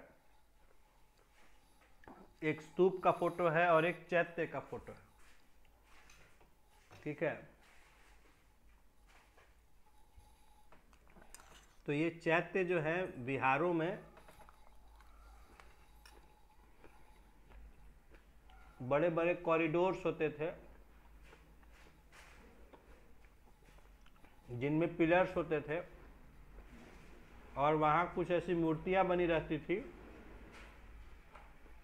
चाहे वो भगवान बुद्ध की हो या और ऐसे विद्वान जो थे जिनको बोधिसत्व कहते थे, और उनकी जो है बैठ के लोग वहाँ उनको याद करते थे, पूजा पाठ करते थे।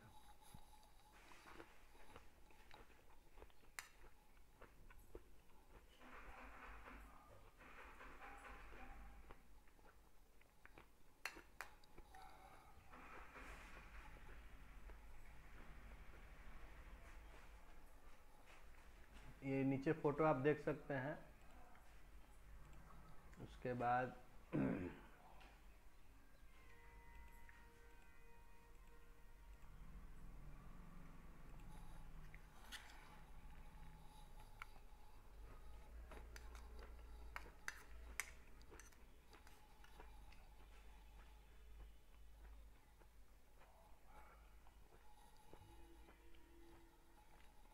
पश्चिम भारत में कार्ली की गुफाएं, तो वेस्टर्न इंडिया में कार्ली के केव्स है, कार्ली केव्स, और अजंता एवं एलोरा की जो गुफाएं हैं उसमें, तो वो जो है उस समय के मंदिर के निर्माण के आज भी उदाहरण, उनको केव टेम्पल्स का, मंदिरों में जो गुफाओं में जो मंदिर बनाए गए, तो अजंता, एलोरा, कार्ले, ये सिर्फ गुफा नहीं है बल्कि गुफा के रूप में मंदिर उस समय के होते थे, जहां बौद्ध लोग जो है बैठ के अपना भगवान का स्मरण करते थे या पूजा पाठ करते थे। तो these are cave temples.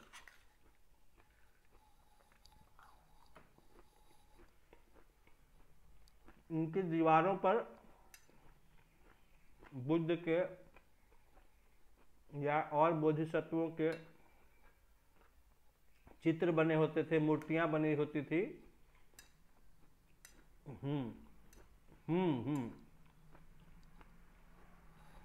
Temple मतलब देखिए, अब टेम्पल हम तो उनका थोड़ा स्ट्रक्चर अलग होता था, जैसे हिंदू टेम्पल की तरह नहीं सोच सकते हैं। चैत्य क्या होते थे कि जस्ट बोले गैलरीज होते थे बड़े बड़े, और उनमें कहीं कहीं कोई मूर्ति बनी होती थी, लोग वहाँ बैठ के याद करते थे या मंत्रों का उच्चारण करते थे, हाँ इस तरह का, या हाँ स्तूप मैंने बताया था ना कि जहाँ जो बुद्ध जब मरे तो उनके जो शरीर के रिमेन्स थे, अवशेष थे, तो कहीं कहीं उसको रख के उसके ऊपर उनके मतलब समाधि जैसा समझ लीजिए, स्तूप एक तरह समाधि होता है, लेकिन उनके शरीर के अलग अलग हिस्से कहीं कहीं भिजवा दिए गए, समझ गए, जैसे उनको जो भी उस समय नहीं काट के नहीं, जैसे कहीं, हाँ जैसे बाल का कहीं कहीं टुकड़ा भिजवा दिया, बाल जो है, ठीक है, या उनका जो अंतिम क्रियाकर्म हुआ तो जो बाल रख लिए गए कुछ, या जो राख हुआ उस राख को कहीं कहीं भिजवा दिया और उसी के ऊपर स्तूप बनवा दिया गया। समझ गए, जस्ट की मेमोराइज करने के लिए।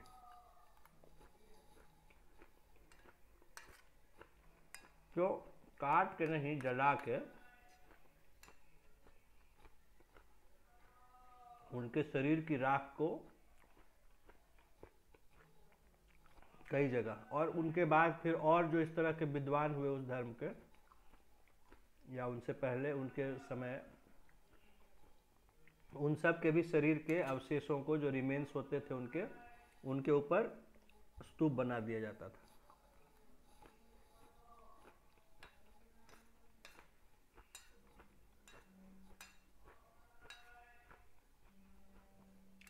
ठीक है, तो जो मेजर जो स्तूप है वो उन्हीं के, बुद्ध के ही उस शरीर के उसमें है। ठीक है, जो भी उनका उस समय राख वगैरह था या बाल था या जो भी था, उन चीज़ों को वहाँ दफना दिया गया, उसके ऊपर स्तूप बना दिया गया।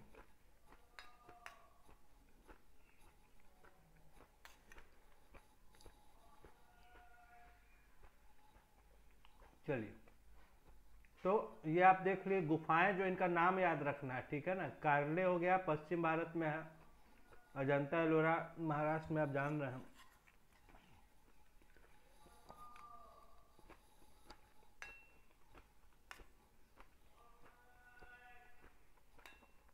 जैसे आपसे पूछ सकता है कि अजंता एलोरा में किसके चित्र बने हुए अंदर, तो बुद्ध भगवान के बने हुए।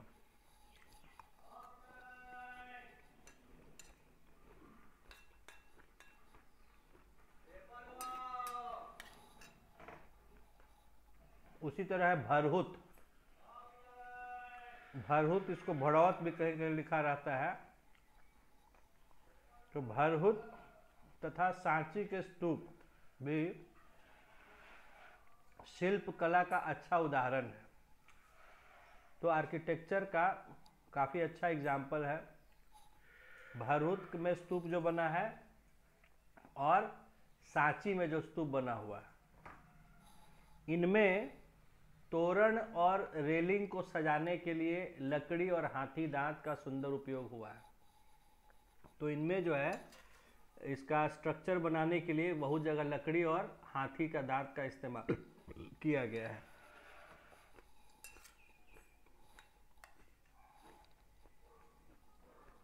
यह कला धर्म से प्रभावित थी, चाहे वह स्थापत्य कला हो अथवा मूर्ति कला। तो इस समय सभी चीज़ों में धर्म का ही प्रभाव था, चाहे वो आर्किटेक्चर हो या मूर्ति बनाने की कला हो। ठीक है, इस समय की कुछ विशिष्ट शैलियाँ विकसित हुई। तो इस समय जो है कुछ डिफरेंट आर्ट, ये स्टाइल्स ऑफ आर्किटेक्चर अलग अलग डेवलप हुए, जहाँ जिस तरह का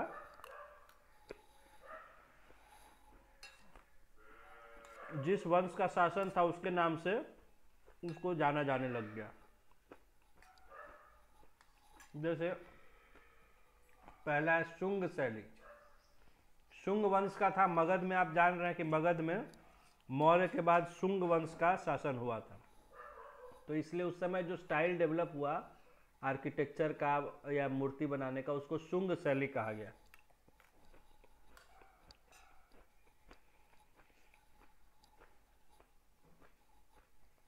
शुंग कला में स्तूप के चारों ओर एक ऊंची चहार दीवारी बनाई जाती थी। इसमें क्या करते थे, जो स्तूप मेन होता था उसके चारों ओर एक ऊंचा वॉल बनाया जाता था चारों तरफ गोल, और तथा 4 तोरण द्वार लगाए जाते, 4 उसमें गेट्स बनाए जाते थे। गेट के ऊपर डेकोरेशन किया रहता था, जिसको जातक कथाओं, बौद्ध चिन्हों, नाग एवं अप्सरा की मूर्तियों से सजाया जाता था। और ये जो गेट होता था और उसके आसपास, तो सजावट के रूप में जो मूर्तियां बनी होती थी वो या तो जातक कथाओं से लिया जाता था सीन, या जो बौद्ध चिन्ह है, घोड़ा का, बैल का, ये सब का, शेर का, हाथी का, या और लाइफ बुद्ध के जीवन से जुड़ा हुआ कोई सीन, या नाग और अप्सराओं की मूर्तियां, इस सब से सजावट किया जाता था। भारहूत और सांची का स्तूप इसी कला का उदाहरण है। ठीक है, तो ये आपको याद रखने का है, ऑप्शनल में पूछ सकता है। भारहूत जो है, भारहूत का जो स्तूप है वो किस शैली में बना हुआ है? शुंग शैली में। सांची का स्तूप जो है वो शुंग शैली में बना हुआ है।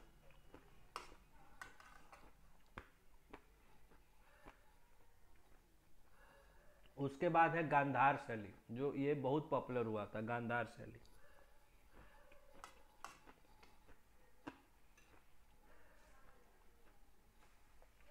यूनानी कला के प्रभाव से देश के पश्चिमोत्तर प्रदेशों में गांधार शैली का विकास हुआ। तो जो हमारा नॉर्थ वेस्टर्न इंडिया था,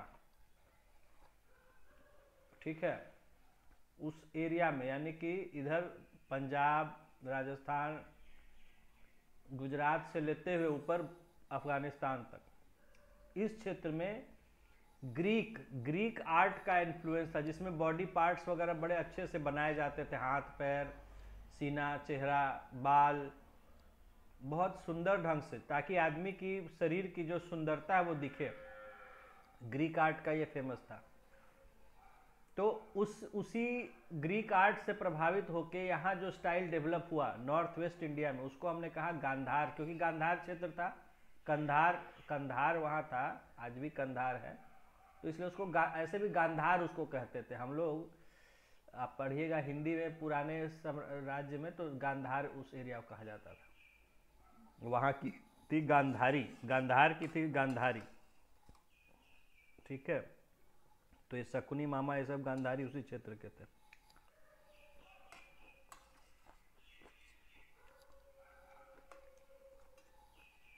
तो वहाँ जो स्टाइल डेवलप हुआ उसको हम कहते हैं गांधार स्टाइल या गांधार शैली। इस शैली की अधिकांश मूर्तियां बुद्ध के जीवन यात्रा से संबंधित हैं। तो गांधार स्टाइल में जो बने, बुद्ध के लाइफ का जो अलग अलग फेज रहा उसको इसमें दिखाया जाता है। गांधार कला की अनेक मूर्तियां लाहौर तथा पेशावर के संग्रहालयों में सुरक्षित हैं। तो गांधार स्टाइल के जो स्टैचूज हैं, लाहौर में जो म्यूजियम है या पेशावर में जो म्यूजियम है वहाँ रखे हुए हैं। भारत के बाहर इस कला का व्यापक प्रभाव रहा। भारत के बाहर ये स्टाइल बहुत पॉपुलर हुआ। जो गांधार स्टाइल था भारत में बहुत ज़्यादा नहीं, लेकिन भारत से बाहर बहुत ज़्यादा पॉपुलर हुआ। इस शैली को इंडो ग्रीक शैली भी कहा जाता है। इस स्टाइल को इंडो ग्रीक स्टाइल भी कहा जाता है।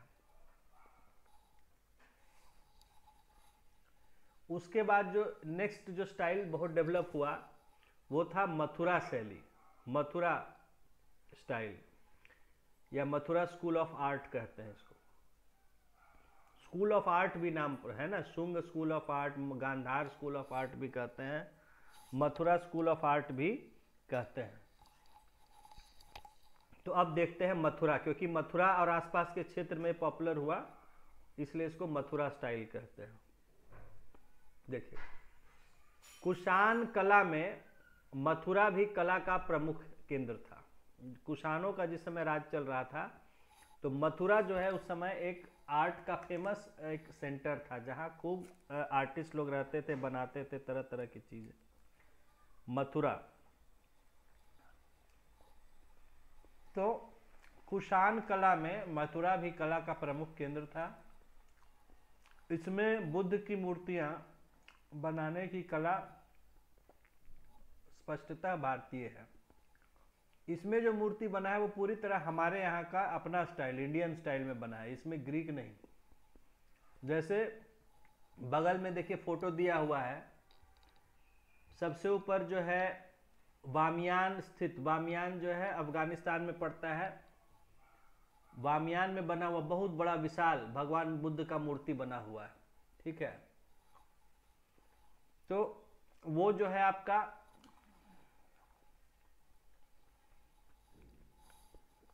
और नीचे उसके नीचे है बुद्ध का गांधार शैली का बना हुआ। और उसके नीचे जो भगवान बुद्ध का बना मूर्ति है वो मथुरा स्टाइल में। देखिए कितना फर्क है ऊपर और नीचे में।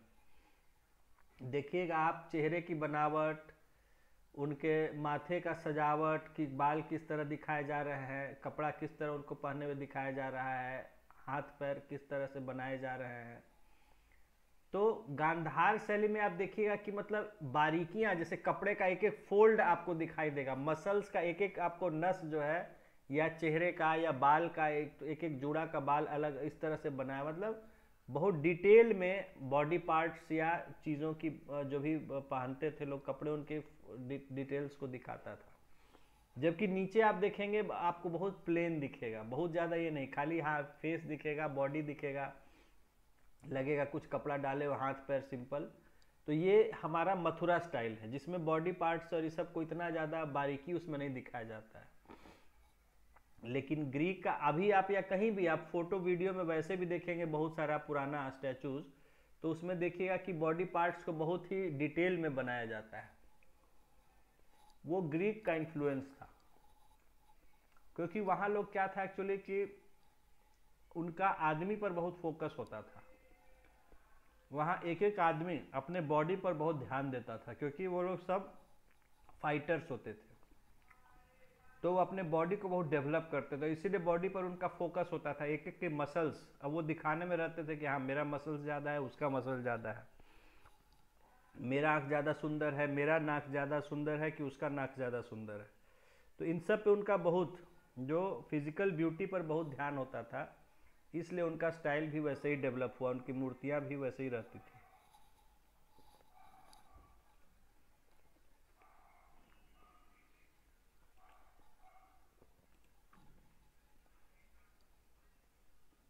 बामियान में जो बुद्ध का मूर्ति को डैमेज कर दिया था बीच में तालिबानियों ने या किसने जो है, तो बहुत बवाल हुआ था। बहुत बड़ा मूर्ति था, उसको तालिबानियों ने डैमेज कर दिया था।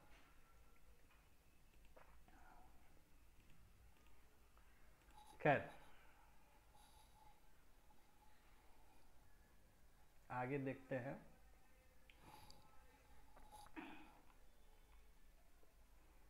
तो यहाँ हमारा मथुरा में जो है ये गांधार या ईरानी कला का लक्षण नहीं दिखता है। मथुरा बिल्कुल हम लोग का अपना इंडी देसी स्टाइल था। मथुरा शैली में बुद्ध की मूर्तियों के अलावा हिंदू एवं जैन मूर्तियों का भी निर्माण किया गया है। मथुरा स्टाइल में जो बना हुआ है, तो वहाँ बुद्ध के अलावा जैन मूर्तियां भी दिखता है या हिंदू मूर्तियां भी उसमें मिलती हैं। मथुरा से कनिष्क की एक सिर रहित मूर्ति मिली है। कनिष्क का एक, मैंने बताया था कि जिसका सिर ऊपर का टूटा हुआ था, डैमेज किसी ने कर दिया होगा या कहीं टूट गया होगा, टूटी हुई मूर्ति मिली है। यह मूर्ति कला की दृष्टि से उच्च कोटि की है, बहुत सुंदर। हम लोग तो बचपन से उसका फोटो देखते आ रहे हैं किताबों में जो है।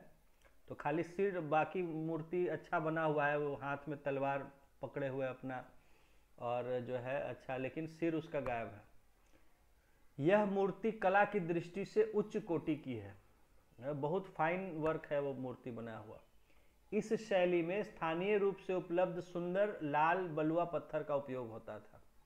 तो मथुरा स्टाइल में जो है ये मूर्ति जो मिला है कनिष्क का, ये उस समय रेड सैंड स्टोन का यूज किया जाता था उन मूर्तियों को बनाने के लिए। रेड जो सैंड स्टोन है, ठीक है, उनका इस्तेमाल होता था, जिससे लाल किला और ये सब का सब बना हुआ है रेड स्टोन से। आज भी नए नए बड़े होटल बनते हैं लाल पत्थर से। अब नेक्स्ट स्टाइल जो डेवलप हुआ, अमरावती शैली। ठीक है, एक और स्टाइल डेवलप हुआ महाराष्ट्र के आसपास के इलाकों में, अमरावती शैली कहते हैं उसको। महाराष्ट्र कह रहे, सॉरी, आंध्र प्रदेश के इलाकों में बीच में। आंध्र प्रदेश के अमरावती, गुंटूर जिला जो है उनका, उसमें आता है अमरावती। तो अमरावती से बुद्ध की कई मूर्तियां मिली हैं। यहाँ प्राप्त स्तूप की, वहाँ भी एक स्तूप है अमरावती में भी, ये फोटो दिया गया है उसी का, अमरावती स्तूप का दिया हुआ है फोटो। जहाँ स्तूप है, और अगल बगल जो दिख रहा है वो गेट है उसका, गेट से जो अंदर स्तूप दिख रहा है तो वो एक ही लग रहा है आपको कि जैसे एक ही है। बाहर में जो है वो गेट का डेकोरेशन, तोरण द्वार जिसको बोला ना, पिलर जैसे डेकोरेशन रहते थे, गेट जैसा बना हुआ, और उससे अंदर आपको स्तूप दिख रहा है बीच में। तो ये अमरावती का स्तूप है, उसका फोटो दिया गया है।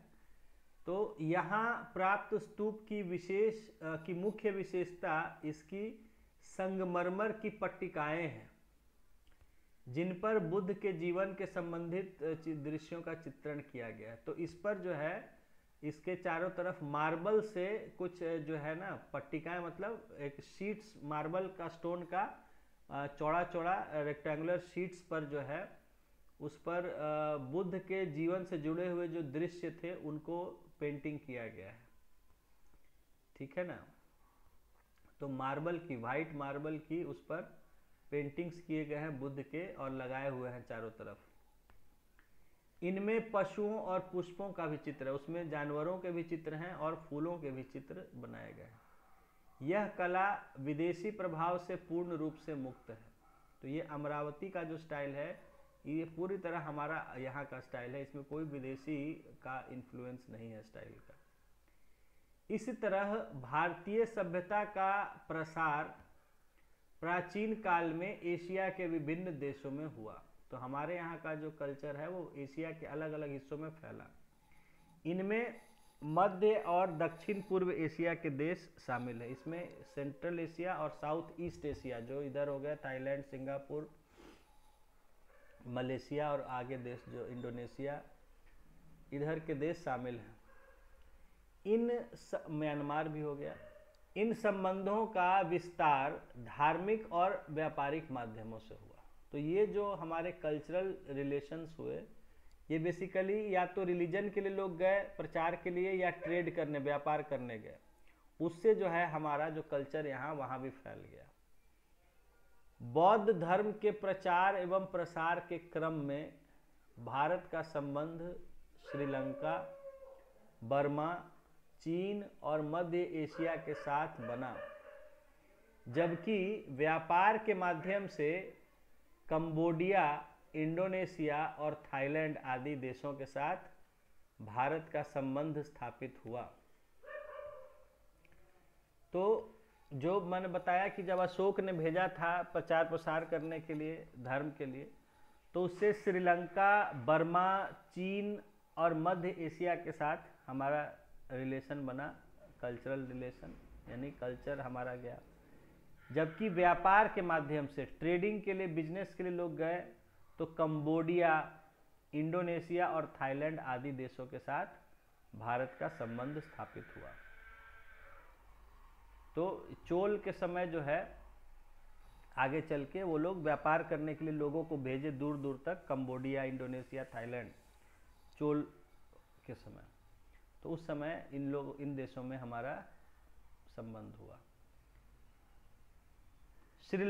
देखिए नीचे वही लिख रहा है, श्रीलंका में अशोक के समय में ही बौद्ध धर्म का प्रचार हुआ और आज उस देश में इस धर्म के अनुयायी काफी संख्या में मौजूद है। श्रीलंका में काफी संख्या में लोग बौद्ध धर्म को मानते हैं। इसी तरह बर्मा या आधुनिक म्यांमार, आज उसको म्यांमार कहते हैं, बर्मा कहते थे, में बौद्ध धर्म के थेरवाद रूप का विकास हुआ। बौद्ध धर्म का जो एक वहाँ फॉर्म पॉपुलर हुआ उसको थेरवाद कहते हैं, हिंदी में थेरवाद, ठीक है। इन दोनों देशों में अनेक मंदिरों एवं मूर्तियों का निर्माण हुआ जो भारतीय कला के प्रसार का उदाहरण है। यानी श्रीलंका में और म्यांमार में बहुत सारे मंदिर वहाँ बने, मूर्तियाँ बनी, तो जो कि हमारे यहाँ का एक एक्सपेंशन कला का, आर्ट का होता है। कुषाण शासकों के समय अफगानिस्तान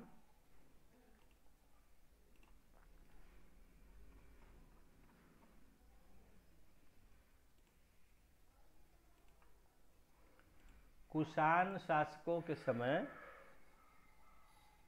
अफगानिस्तान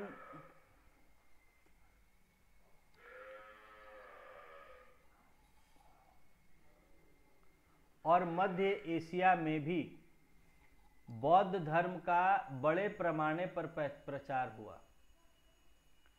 तो जिस समय कुषाण शासक थे उस समय अफगानिस्तान और मध्य एशिया में, सेंट्रल एशिया में भी बौद्ध धर्म का बहुत प्रचार हुआ।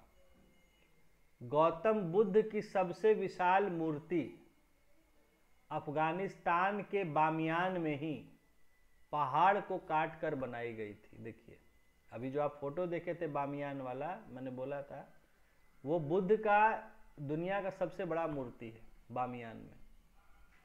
वो पहाड़ को काट के पूरा उस पर मूर्ति बनाई गई थी भगवान बुद्ध की। सबसे विशाल मूर्ति जो है अफगानिस्तान में के बामियान में है, गौतम बुद्ध की सबसे विशाल मूर्ति। उसको फिर बीच में इधर कुछ साल पहले तालिबानियों ने डैमेज कर दिया था थोड़ा। खैर, अब यहाँ मैप दिया हुआ है आपको साउथ और साउथ ईस्ट एशियन कंट्रीज का। देखिए डार्क में किया हुआ है, इंडिया है बगल में, आप देख सकते हैं म्यांमार है, ठीक है उस समय, और कंबोडिया है जिसको कंबोज उस समय बोलते थे, ठीक है। फिर नीचे आप देख सकते हैं थाईलैंड है, और उसके बाद मलेशिया है, इंडोनेशिया है, बोर्नियो है, उधर पूरा दिखा रहा है सब साउथ ईस्ट एशिया। तो दिखा रहा है, देखिए एरो से दिखा रहा है, बीच में है पाटलिपुत्र, भारत में देखिए पाटलिपुत्र, वहाँ से एरो निकल रहा है चारों तरफ, यानी वहाँ से जो है बौद्ध धर्म का प्रचार प्रसार शुरू हुआ। कहाँ कहाँ, तो एक देखिए एरो जा रहा है श्रीलंका, सिंघल द्वीप उस समय उसको कहते थे, श्रीलंका एक एरो जा रहा है।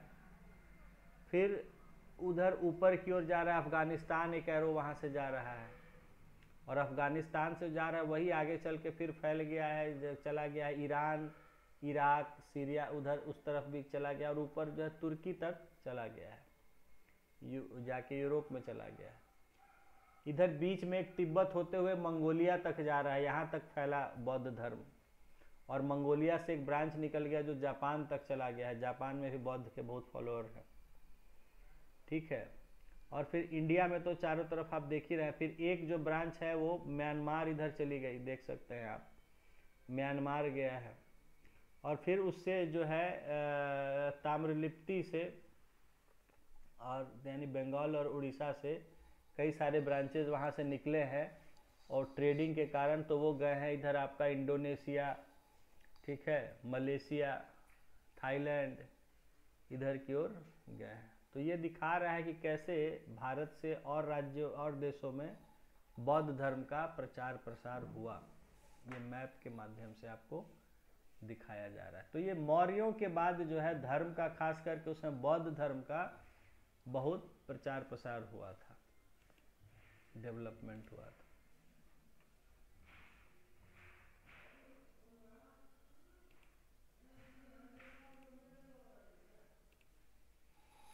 तो ये आपका चैप्टर फिनिश हो गया, ये वाला।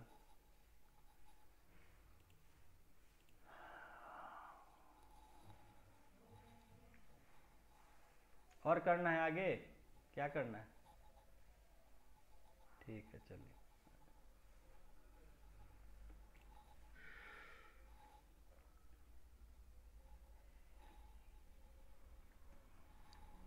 इसको कर लीजिएगा, रिवाइज कर रहे हैं सब कि बस क्लास करके छोड़ दे रहे हैं जी?